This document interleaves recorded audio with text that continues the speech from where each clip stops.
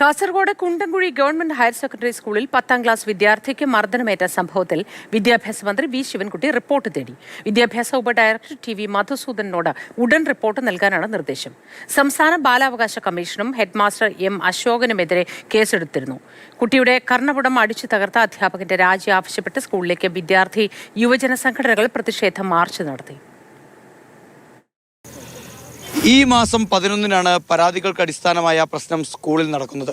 കാസർഗോഡ് കുണ്ടംകുഴി സ്കൂളിലെ 10ാം ക്ലാസ് വിദ്യാർത്ഥിയെ അച്ചടക്കലംഘനം ആരോപിച്ചാണ് HM അസംബ്ലിക്കിടയിൽ വെച്ച് അതിക്രൂരമായി മർദ്ദിക്കുന്നത്. ഞാൻ അസംബ്ലിക്ക്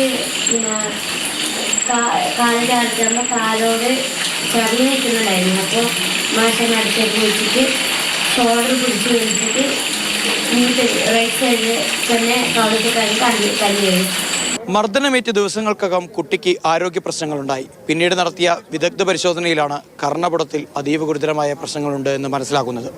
ഒരുപക്ഷെ കേൾവിശക്തിയെ പോലും ബാധിക്കുന്ന തരത്തിലുള്ള ഒരു പരിക്കാണ് കുട്ടിക്കുണ്ടായത് എന്ന് തന്നെയാണ് സാരം. സ്കാൻ ചെയ്തിട്ടാണ് റിപ്പോർട്ട് കിട്ടിയത്. അപ്പോൾ അതിൽ പറയുന്നു അവന് കേൾവിക്ക് കുറച്ച് കുറവുണ്ടെന്ന് പറയുന്നു. എന്നാൽ പ്രശ്നങ്ങൾ നിസ്സാരവൽക്കരിക്കാനായിരുന്നു ഹെഡ്മാസ്റ്ററുടെ ശ്രമം. പക്ഷേ മർദ്ദന വിവരം പുറത്തറിഞ്ഞതോടെ കാര്യങ്ങൾ ഗൗരവമായി മാറി. ആദ്യം പോലീസും തൊട്ടുപിന്നാലെ ബാലാവകാശ കമ്മീഷനും ഏറ്റവും ഒടുവിൽ വിദ്യാഭ്യാസ മന്ത്രിയുടെ ഓഫീസും വരെ ഈ കാര്യത്തിൽ കാര്യക്ഷമമായി ഇടപെട്ടു.